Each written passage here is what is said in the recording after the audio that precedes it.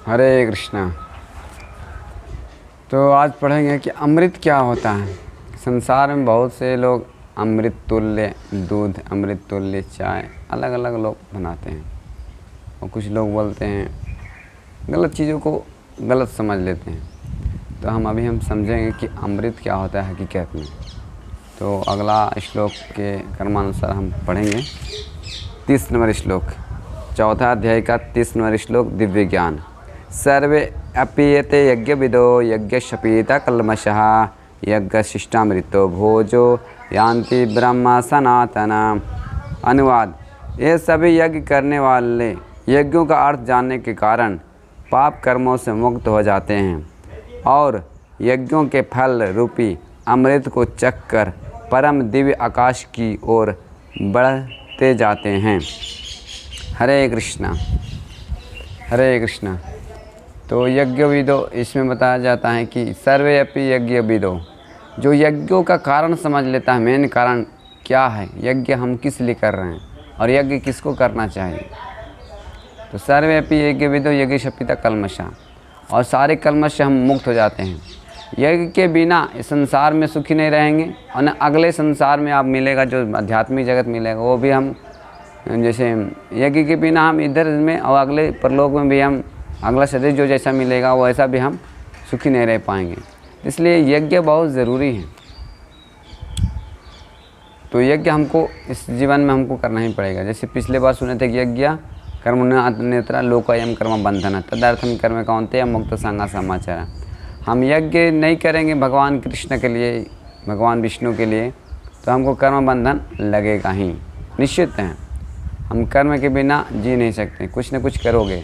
तो यज्ञ के छोड़कर करोगे तो कर्म बंधन में फंसेंगे, फिर दूसरा जन्म होगा, फिर कर्म करना पड़ेगा, फिर मरोगे, फिर इस प्रकार से हमको ये चलते रहता है चक्र, मरना जीना, मरना जीना, मरना जीना। तो ये कल्मष जो बताया गया है ना, यज्ञ शपिता कल्मषः, तो यज्ञ से हम शपिता कल्मषः से, कल्मष से हम छूट सकते हैं। यज्ञ क्या है, इस कलयुग में यही यज्ञ है, हरे कृष्ण महामंत्र जप करना। अलग अलग युगों में अलग अलग यज्ञ के कारण बताया गया है। तो हरे कृष्ण कृष्ण कृष्ण हरे हरे, हरे राम राम राम हरे हरे।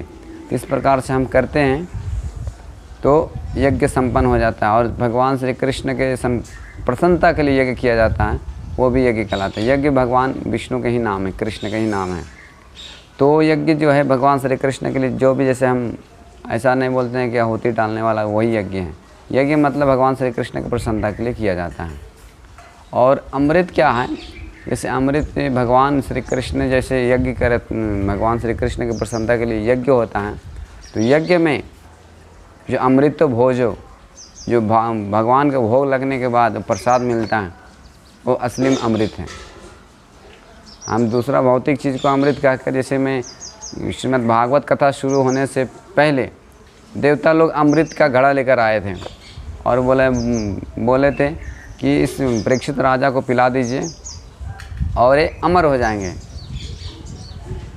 तो अमर कितना दिन तक हो सकते हैं? देवता लोग भी बहुत जीवन या जीते हैं, हम लोग से ज़्यादा जीवन जीते हैं, लेकिन वो अमर नहीं होते हैं। हाँ, उनका उम्र है, ज़्यादा मिलता है हम लोग से, लेकिन असली में अमृत क्या है? भगवान की नामों का सुनना, भगवान का नाम का कथा, भगवानों का नाम का कथा, इस प्रकार से भगवान से जो संबंधित कार्य होते हैं, भगवान से जुड़ जाते हैं, वही असली में अमृत है। तो जब असली जो ये अमृत का चखते हैं, जो भगवान श्री कृष्ण के जो असली भक्त हो जाते हैं, भगवान के विष्णु का भक्त हो जाते हैं, भगवान राम का भक्त हो जाते हैं, वही असली में अमृत का चख करते हैं, दूसरा कोई नहीं। तो इस प्रकार से अमृत का गलत अर्थ लोग कुछ लगाते हैं कि यही अमृत है। अच्छा, उसके इंद्र तृप्ति के लिए अच्छा लगा इसीलिए बोलते हैं अमृत है, लेकिन ऐसा नहीं है। यज्ञ जब हम कब संपन्न करते हैं, जब इंद्र तृप्ति की जो हमारा जो भावना रहता है वो ख़त्म हो जाते हैं, इंद्र तृप्ति की इच्छाएं जो रहती है वो ख़त्म हो जाते हैं, तो हम असली में यज्ञकर्ता बनते हैं। और यज्ञ करने के कारण हम सारे कर्मों से मुक्त हो जाते हैं, और यज्ञ मुक्त हो जाने के बाद फिर भगवान के सनातन धाम में चले जाते हैं। जैसे यहाँ बताया गया, यान्ति ब्रह्म सनातन। तो यान्ति मतलब जाते हैं, ब्रह्म मतलब भगवान श्री कृष्ण के। और यहाँ श्रील प्रभुपाद जी तात्पर्य में भी बताते हैं कि अगर कोई भगवान श्री कृष्ण के तादात्म्य होना चाहता है ब्रह्म में, फिर भी हमको यज्ञ करना चाहिए, फिर भी भगवान श्री कृष्ण की शरण आना चाहिए। या काम सर्व काम व मोक्ष काम उदारधि तीव्रेण भक्ति योगेन यजन्ते हैं पुरुष परम। तो आपको मोक्ष चाहिए, कुछ कामना चाहिए, तो भगवान श्री कृष्ण की शरण में आकर हम उस जो अपने जो इच्छा है वो पूर्ति कर सकते हैं। ठीक है। हरे कृष्णा कृष्ण कृष्ण हरे हरे, हरे राम राम राम हरे हरे।